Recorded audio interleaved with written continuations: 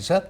The return of snow and freezing temperatures keeps AAA workers very busy, from changing dead batteries to towing vehicles. And they expect to get even more calls as the cold hangs on for a couple more days.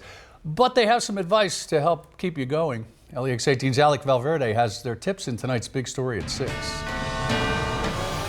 When the snow falls and hits the ground, this sight is not uncommon. In fact, from 9 o'clock last night until 9 this morning, Lexington police say there were close to 30 collisions, and more than a dozen calls for motorist assistance.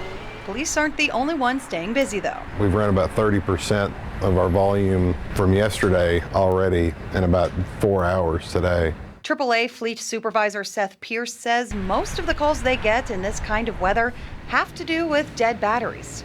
This zap of cold air that we get when it was 65 degrees yesterday, that pretty much just drains them. Pierce says there are also calls related to frozen doors. He expects more of those tomorrow. As people use their vehicles today, ice will melt between the door and car. Overnight, it can freeze and create a struggle to get in the morning.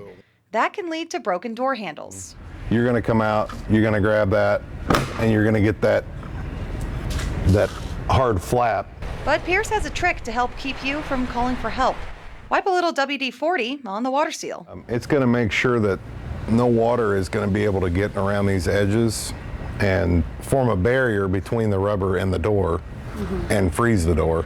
One tip for drivers, but AAA is still prepared to be out on plenty of calls this season.